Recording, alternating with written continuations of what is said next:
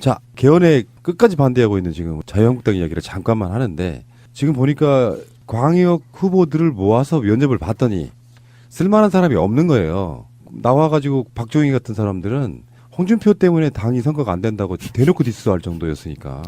그래서 세상에 광역 17곳 중에서 8곳에 전략공천하겠다. 이걸 확정했습니다. 또 기존 후보를 그대로 준 거 아닙니까? 사실상은 이제 그렇게 보는 게 맞을 거고요. 후보가 없는 거죠. 지금 마땅한 후보. 대안이- 경선할 만한 조건이 안 된다 이렇게 봐야죠. 대안이 없으니까 네, 이제 네. 뭐 부산이라든지 등등해서 8곳 정도는 전략공천하겠다는 것이고. 원래 서병수는 공천 안 준다고 그렇게 그랬지 않았습니까? 정말 대안이 없는 거죠. 그러니까 그렇게 대안이 싫어도 없는 거죠. 홍준표 대표하고 사이가 굉장히 안 좋고 불구 절대 대천지 저기는 원수인데. 주기 싫다 뭐 이랬던 건데 결국은 글로 가는 거죠. 이게 얼만큼 처져 있냐 이렇게 느낌이 분위기가 경선하는 지역이 2곳밖에 없어요. 대구, 경북. 그것도 뭐 정리를 곧 하겠죠. 뭐. 진짜 웃긴다. 그러니까 거기는 지금 현 대구시장, 경북지사는 지금 3선대 면입을 못하죠. 그러니까 현역들도 뛰어들고 뭐 하다못해 구미시장, 남유진 이런 사람도 뛰어들고 그랬는데 거기를 제외하고는 마땅히 내가 한번 나가볼게 하는 곳이 없는 거예요. 그러면 반대로 지금 민주당에서는 현역 의원 나가는 곳을 3곳으로 결정을 했더만요. 다른 데서 현역 의원 나가지 마 이런 정도인데요. 세 군데입니까? 네. 경남, 경남, 한곳하고 충남, 경남 인천. 한 군데만이고요. 사실은 확정적으로 뭐 일단은 당에서 만약에 지금 경선은 여러 군데 하는데 전략 지역은 우리가 불리한 지역의 전략을 하는 거잖아요. 유리한 지역은 경선으로 가는 거고. 그러면 지금 예상컨대 경남은 아예 지금 후보가 현역 의원이 없는 거죠. 후보 중에 그러니까 지금 뛰겠다는 김경수 후보는 예. 어, 3월까지 의원은 예, 3월까지 고민을 정리를 해서 입장을 내겠다. 이제 이렇게 공식적으로 말을 하는 거죠. 그러니까 현재적으로는 3명이라고 얘기하기는 조금 다소 무리가 있죠. 그러니까 현역 의원이 후보가 될 가능성이 높은 지역 정도까지만 허용하겠다 이거 아니에요. 전남은 지금 주저앉혔잖아요. 네, 그렇죠. 그러니까 이제 그거는 뭐 후보가 될 가능성이라기보다는 일당을 유지하기 위한 그 격차를 유지하기 위해서 가능한 숫자가 한 맥시멈 최대 3석까지라고 본다라는 공감대가 있는 것이어서 그에 기초해서 이제 이런 선거 실무를 실질적으로 이제 관리하는 라인은 결국 이제 대표 사무총장 그렇게 되는 것인데 예를 들어 총장 입장에서 한 3석 정도로 최대한 막아야 되는 거 아닌가라는 고민을 할 수밖에 없을 것이고 그래서 뭐 가령 전남을 가급적 현역이 안 나갔으면 좋겠다 문제 이런 것들을 하고 있는데 문제는 이게 기계적으로 딱 정리할 수 있는 방법이 아니어서 여기는 현역 돼 여기는 나가지만 뭐 이렇게 하기도 그렇고 그렇긴 또 그러네. 어느 지역 경선에서 현역이 경선을 붙어 있는데 그게 꼭 된다고 지금 보기도 애매하고 안 된다고 보기도 애매하고 그런 지역이 있어서 사실은 지금 그 고민이 좀 있죠. 이 숫자를 어떻게 관리하느냐에 그럼 대한. 두 분이 보시기에는 경남의 김경수 의원은 나갈 가능성이 큽니까 작습니까? 매우 크죠. 매우 크죠. 네. 부산 경남을 만약에 민주당이 가져올 수 있다면 부산도 분위기가 제가 주말에 내려갔다 와 보니까 정말 여론도 여론이지만 그 밑바닥에서 계시는 분들이 분위기가 너무 좋아요. 그러니까 후보만 결정되면 서로 간에 한 팀으로 이렇게 으쌰으쌰 해가지고 부산시장 만들겠다거든요. 최초의 정권 교체인데 부산 입장에서 보면. 그럼요. 정말 역사적이죠. 그러니까 PK에서 또 우리가 생각보다 울산도 분위기가 나쁘지 않다고 하더라고요. 울산도 부울경을 하나의 지역으로 묶으면 그동안 이제 낙동강 벨트가 2012년도였던 거고 2016년도에 이제 한 10석 가까이 되는 거 아닙니까? 무소속까지 포함하면 그쪽 지역이 그래서 하여튼 이번에 지방선거는 개헌과 동시되면서 자치분권 강화가 있고 또 하나가 그야말로 김대중 대통령이 지방자치 제도를 도입을 했고 목숨을 건 단식으로 했고 노무현 대통령이 그토록 깨고 싶어했던 지역 타파 균형 발전 이거잖아요. 그 꿈이 이제 일단은 부산, 울산, 경남에서 이뤄진다면 정말 반쪽만 이제 웅크리고 있었잖아요. 조마조마한 마음으로. 그러면 이제 다리를 좀 펼 수 있는 거죠. 그리고 이제 한 번 더 만세를 부릴 수 있는 건 다음번 총선인데, 그리고 이제 더 좋은 차기 정부로 가는 거 아닙니까? 어쨌든 그렇게 보면 경남에서 그 김경수 의원한테 우리가 그렇게 당이 요구하는 것은 그거를 꼭지를 따주지 않으면 울산하고 부산까지 이렇게 한꺼번에 좋은 흐름을 만들어내는데 어려움이 생기니까 희생을 좀 요구하는 거죠. 그래서 어쨌든 부산, 울산, 경남이 성과를 내면 저희가 정말 그러니까요. 예, 너무 감사한 일이죠. 예. 만약에 6월 13일 날 저녁에 지도를 이렇게 이제 대구 경북 정도의 빨간색 뭐 한두 개 빼고 나머지 다 뭐 파란색 정도 파란색이다. 된다면 어떤 느낌일까요? 새가 날아든다의 파란색이죠. 그러니까요. 예. 뭐 여담인데 자유한국당이 전에 새누리당 전에 한나라당까지는 파란색을 썼잖아요. 예. 저는 어렸을 때부터 파란색을 너무 좋아했는데 음. 세상의 정치적인 이유로 파란색 쳐다보기도 싫은 거예요. 그러다가 이 사람들이 어느 날 갑자기 빨간 거. 새누리당 하면서 빨간색 가져가니까 너무 좋아요? 그때가 아마 제 기억에 김한길 대표 체제일 때인데 저쪽이 빨간색을 가져가니까 파란색으로 바로 바꾸더라고요. 이거 처음에는 기분이 좀 그랬었는데 어느 날 갑자기 파란색이 내색이 된 거예요. 아 이건 색깔이 그렇게 중요하더라고. 이거 김한길 어. 대표가 사실은 의도하지 않았지만 파란색을 가져옴으로 인해서 사실 우리 태극 문양의 남북이잖아요. 남북이 빨강 파랑인데 딱 그 두 개 중에 하나로 갈 수 있는 조건을 만들었죠. 한반도기도 파란색 아닙니까? 그러니까요. 네. 지금 지도 선거 끝나는 날 지도 말씀하셨는데요. 그 최근에 당이 뭐 미투 이렇게 하면서 여러 가지 조금 이렇게 출렁출렁하고 어려움을 겪으면서 야 민주당의 지방선거가 조금 이제 영향을 많이 받는 거 아니냐, 그다음에 선거의 목표에 수정을 해야 되는 거 아니냐, 이런 식의 언론 쪽으로부터 질문을 종종 받아요. 근데 기억하실지 모르겠지만 그 연초에 각종 여론조사하면 거의 싹쓸이 수준의 이렇게 여론조사가 나올 때 그때 당의 선거 목표가 어떻게 되느냐 할 때 제가 이른바 9+알파 얘기를 했었잖아요. 네. 근데 그때는 한편으로는 약간의 엄살을 섞어서 신중론, 내부 경계 이제 이런 게 있었던 거예요. 그러니까 그때로서는 조금 더 너무 이렇게 분위기가 뜨고 업되고 낙관되는 걸 좀 막아야 그렇죠. 되겠다는 생각에서의 의도가 있었는데 요새는 저는 오히려 조금 다른 관점에서 보는데 이게 여전히 뭐 그런 9+알파는 유지되고 그 이상 가야 되는 것에 더해서 저는 이번 지방선거는 역사적인 선거가 될 것이고 그런 의미에서 역사적인 승리를 해야 된다. 요새는 그런 생각을 많이 해요. 그러니까 지금 헌법 문제에 대한 것도 동시에 진행되고 있지만 촛불 대선 이후에 최초의 전국 선거거든요. 그래서 촛불 혁명부터 이어지는 연체의 전체 흐름이 큰 틀에서 보면 결국 남북 관계도 그렇고 촛불도 그렇고 미투도 그렇고 모든 것이 우리 사회가 더 공정과 진보로 나아가자라는 흐름 속에서의 첫 판결이거든요. 그래서 저는 그런 점에서는 그에 걸맞게 우리가 그런 역사적 선거에 갚을 수 있는 노력을 최선을 다해서 이에 대해서 평가를 해 주십시오라고 국민에게 얘기할 수밖에 없고, 그래서 기대하기는 우리가 일찍이 경험해보지 못한 이 역사적 승리를 사실은 했으면 좋겠다는 생각을 하고 있어요. 그리고 결과는 그렇게 될 가능성이 상당히 있다 저는 봅니다. 그러니까 저는 또 깜짝 놀란 게요. 대통령 지지율이 왜 중요한지를 최근에 한번 깨달아 본 게 있는데 국민들은 좋아하는 당을 떠나가지고 민주당보다 대통령 지지율이 20%가량 더 높은 거 아니에요.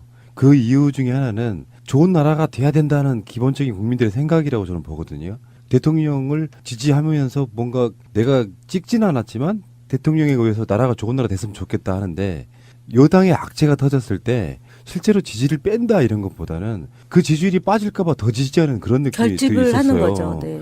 그게 박근혜 때 이해를 못 했거든요. 그러니까 박근혜 때 그 세월호 사건 나고 나서 지방선거 때 사실상 박근혜 완전 망했네 했지만 그게 안 되더라고요. 근데 실제로 최근에 느끼는 것도 국민들은 그런 현명함이 있더라가 제 생각입니다. 그러니까 그게 이제 마지막 종지부를 찍는 게 이번 지방선거 때 저희가 정말 잘 선택해서 이기는 후보를 선택해서 기반을 바꿔내는 거잖아요. 그러니까 세력 교체가 안 되면은 그 대통령 지지율이 70%를 하더라도 더불어민주당 지지도가 50이고 나머지 이제 야당이 가져가는 게 이제 대략 한 30이 되는 거지 않습니까? 근데 이전에 분포가 그랬잖아요. 이전에 소위 자유한국당 계열이 50이었고 더불어민주당이 30이고 나머지 정의당이나 등 해서 10 정도가 있었던 거잖아요. 그러니까 이걸 바꿔낸 건데 그러면은 지방선거에서 부울경을 바꿔내면 고착화되는 거죠. 저희 50의 지지율이. 그럼 대통령의 지지율이 70이고 우리가 50이고 선거는 다당 구조니까 이 구조가 유지가 되면 다음번 총선에서도 50대 나머지면 소선거구제가 전제가 된다라고 하면 거의 지금에 있는 의석수에서 부울경과 대구 경북에서도 일정하게 선거가 된다라고 하면 지금 제가 호남이 빠져버리는 바람에 의석수가 지금 121석이잖아요. 그러니까 23석이 그렇죠. 빠져 있어서 그렇고 부울경을 더 붙이면 사실 굉장한 힘을 갖고 나라 운영을 할 수 있는 게 되는 거죠. 그러니까 다시 한번 말씀드리지만 선거 결과는 최종적으로는 정당이 결정하는 게 아니라 국민이 결정하거든요. 그런 의미에서 저는 연초 시점에서 우리가 가져야 될 자세, 그러니까 당의 자세는 방심하지 말자, 자만하지 말자, 그리고 실수하지 말자 이제 이거였는데 지금은 오히려 흔들리지 말고 철저하게 닥쳐있는 문제를 해결하면서 역사적인 승리를 원하고 있는 국민의 어떤 이런 변치 않는 흐름에 답하자 이런 각오로 저는 가야 된다고 봐요. 그렇게 해서 전력 투구하면 그 결과는 역사적인 승리로 나타날 가능성이 전 높다 이렇게 봅니다. 그러니까 저희가 잘 해야죠. 네. 근데 지금 아까 좀 전에 이제 자유한국당의 그 지방선거에 있어서 후보 난인 거잖아요. 그러니까 당장 뭐 어째나 저째나 해도 선거 나갈 사람이 없으면 선거 못 뛰는 거고. 저 당연히 부끄러운 거죠. 네. 근데 지금 그 재보궐선거 때 보니까 이번에 그 영입하신 분들 언론 출신인데 사실은 언론인이라고 볼 수 없었던 사람들 이제 언론 탄압 프레임으로 영입했는데 기란영 씨는 지금 충남 천안 갑에 배현진은 지금 송파 을에 지금 지역위원장이 됐단 말이에요. 기란영 씨 같은 경우는 사실은 좀 우리로 오면 와야 되는 거예요. 왜냐하면 박근혜한테 잘린 사람이거든요.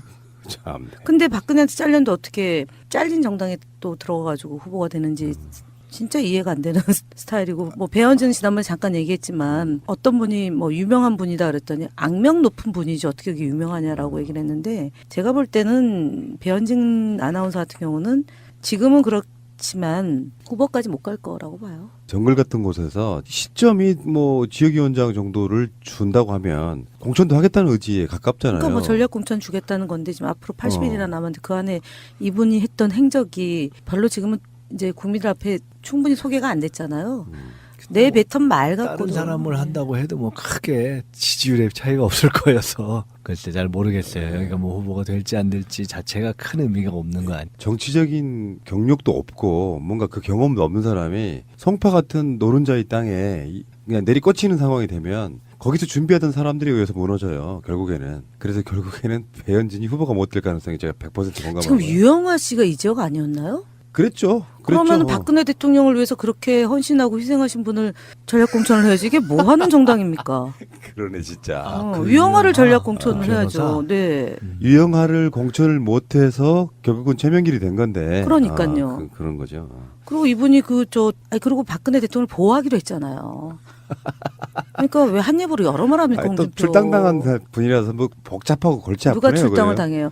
출당할 때 그랬습니다. 출당하는 것은 도리가 없지만 사법적인 판단을 할 때는 우리가 당에서 박근혜 전 대통령이 억울함을 해소시키기 위해서 노력을 하겠습니다라고 얘기했던 홍준표 대표예요. 유영하 씨는 그 당에 계속 속해 있나요? 아니 어쨌든 영입을 뭐 해야죠. 해야만. 그러면 제가 볼 때는 배현진 씨보다 유영하 씨가 더 유명하죠. 자, 둘이 막 싸움을 붙여요. 그러니까 제가 그래서 잊지 말자 유영하, 그렇지, 상기하자 그렇지. 유영하. 그렇지. 네, 유영하는 뭐 하십니까? 못 지켜줘서 미안하다. 이거. 소속이 자유한국당 맞습니다. 그렇습니다. 네. 예, 알겠습니다. 프로필에 그렇게 나와 있습니다.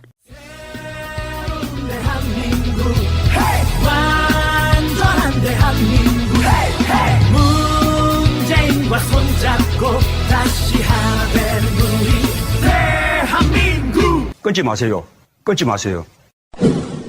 자, 정의당하고 민주평화당이 이제 드디어 공동교섭단체를 추진하기로 정의당이 결국에는 전국위원회에서 의결을 했습니다. 이제 실무해서 뭐 어떻게 하겠다는 이제 정해지면 되겠죠. 그래서 지금 현실적으로 21석이 확보가 됐다 그러고요.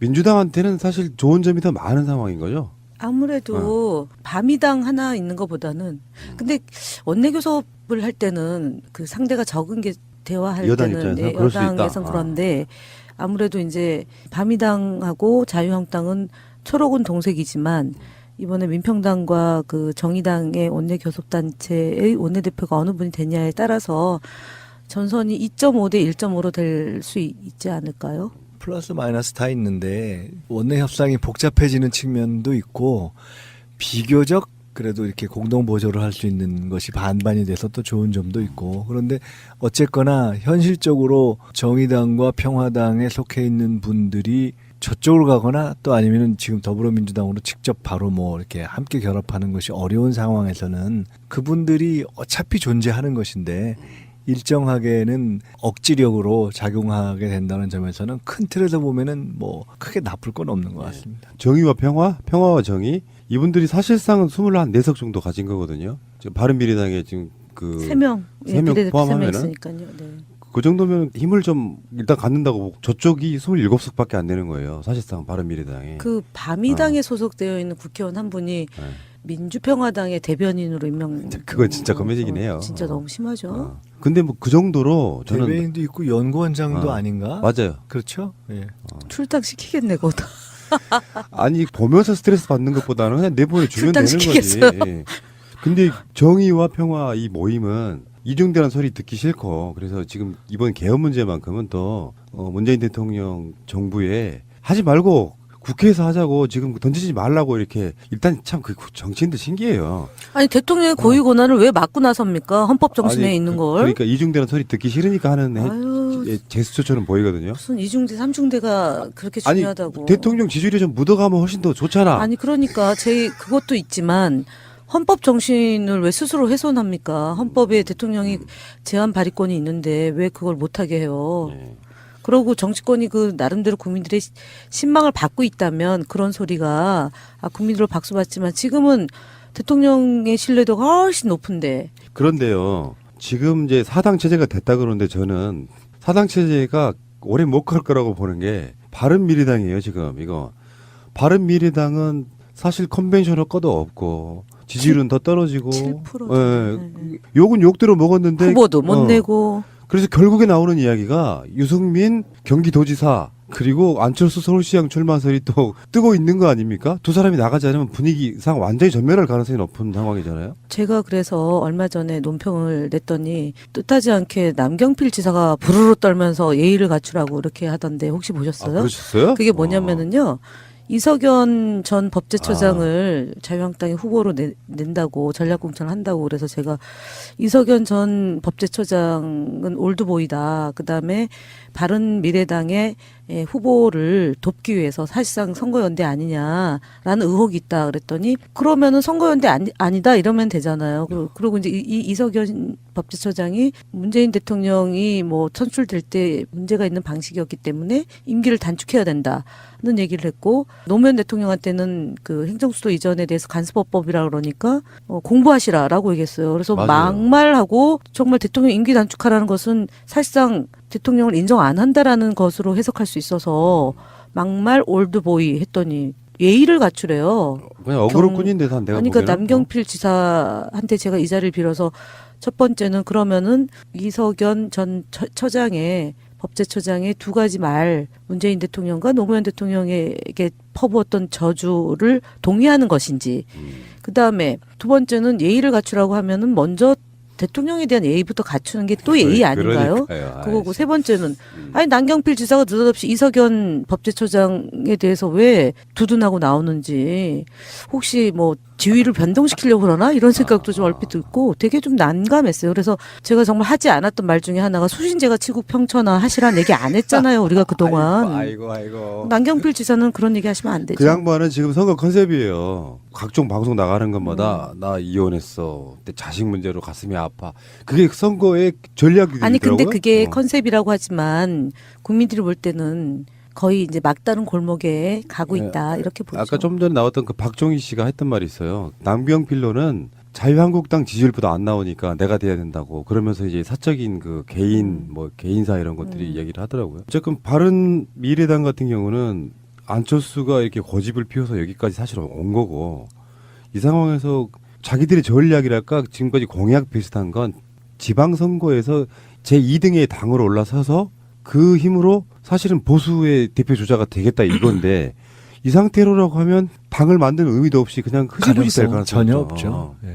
정치는 생물이라는 것처럼 차라리 민주평화와 뭐 정의당 이런 교섭단체가 훨씬 더 지지율이 높아질 높을 거예요. 가능성이 더 네, 높다는 제가 볼 거죠. 때는 곧 2당으로 될 가능성도 있어요. 심지어 이분들은 사실상 27명 당인데 당직자 수가 200명이 넘어요. 그 더불어민주당보다 많다면서요. 저희 그래도 214명입니다. 아, 너무 그러지 그래요? 마세요. 그래도 우리가 자유한국당이 1등이고 저희가 2등이에요. 네. 바른미래당도 지금 그렇다고 그래서 지금 그래서 구조조정 하면은 사실상 이 당직자들 중에 거의 3분의 2 이상이 잘려나갈 거라고 그렇죠. 그러는데. 네, 네. 아이고 마지막으로 안철수 얘기만 잠깐만 할게요. 백의정군이란 말은 어떨 때 쓰는 겁니까? 이 양반은 자기 말을 지키는 법이 없어요. 대통령 선거 끝나고 나서 불과 얼마 만에 당대표 선거에 출마해갖고 당대표 내가 되는 이유가 당 지지율이 너무 바닥이어서 끌어올리겠다. 안 됐어. 그러면서 또 바른정당하고 합치면서는 그걸 반대하는 사람들이 당신 물러나고 해라 하니까 합당시켜놓고 물러나겠다 해서 물러나긴 했어요. 그리고 백의정군 하겠다 했는데 바로 얼마 되지 않아가지고 또 인재영입위원장으로 당무에 복귀하는.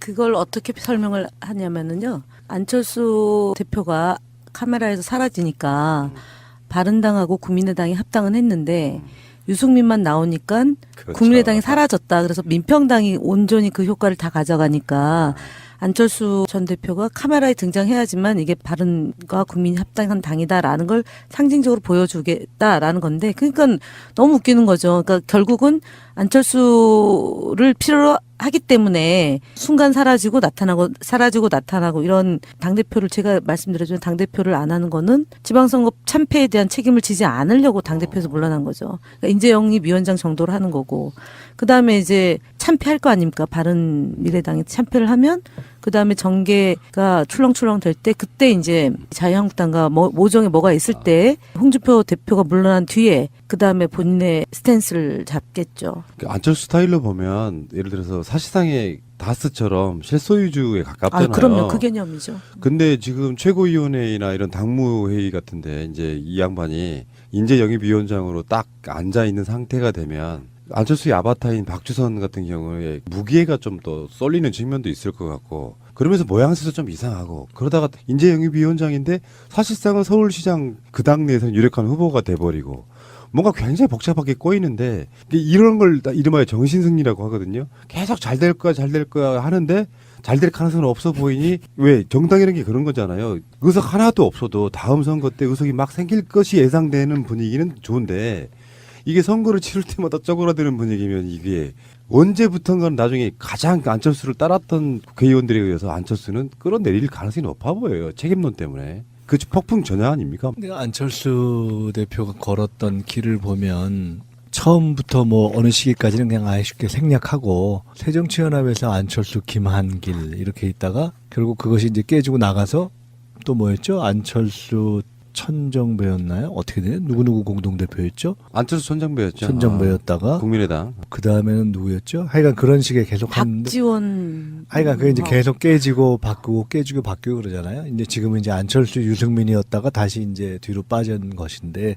뭐 우리가 누차 얘기했지만 궁극적으로는 그런 과정을 거쳐서 우회전 하다가 이제 우로 가다가 다시 다음번 대통령 선거에 후보로 나와서는 그 길을 하나를 위해서 가고 있는 건데 결론적으로는 저는 이제 그렇게 상당히 의미 있는 후보로 대선 후보로 링에 오르는 것은 전 끝났다고 봅니다.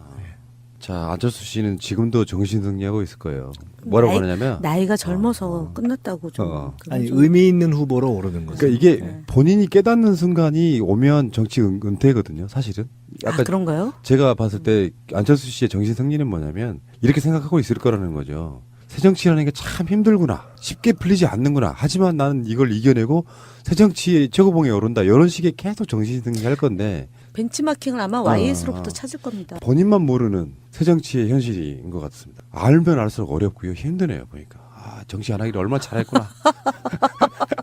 정치인들 옆에서 이렇게 약 올리는 재미로 사는 게 훨씬 좋은 전혀 거구나. 약 안 올라요. 두 분이야 뭐 이제 우리 내 편이라 약을 못 올리는데 방송 원래 듣는 분들 입장에서는 얼마나 약 오르시겠어요. 저쪽 사람들이 안 들을 거란 보장이 없잖아요. 예를 들어서 박지원 의원에 대한 이야기를 우리가 제목으로 달면 그분들 꼭 들으세요. 방송 듣고 하는 얘기 같은 것들이 보여지는데 뭐 알겠습니다. 그러면 안철수 대표에 대한 기대는 여전히 있나요? 누가요? 반대편에서? 누가? 아니 그 반대편에서 우리 반대편에서 설마 그렇지는 않죠. 눈치 보고 있겠죠. 근데 이 정도 되면 이미 뛰어내릴 준비하고 있다고 저는 봅니다. 내부적으로는. 지방선거 때 봤더니 아니 광역은 아니더라도 뭐 특정 지역 같은 데서 뭐 하다못해 시의원, 구의원이라도 좀 되는 게 있었는데 그것도 없다 그러면 거의 뭐 완전 당 쪼개지는 거라고 봐야겠죠. 의미가 없이.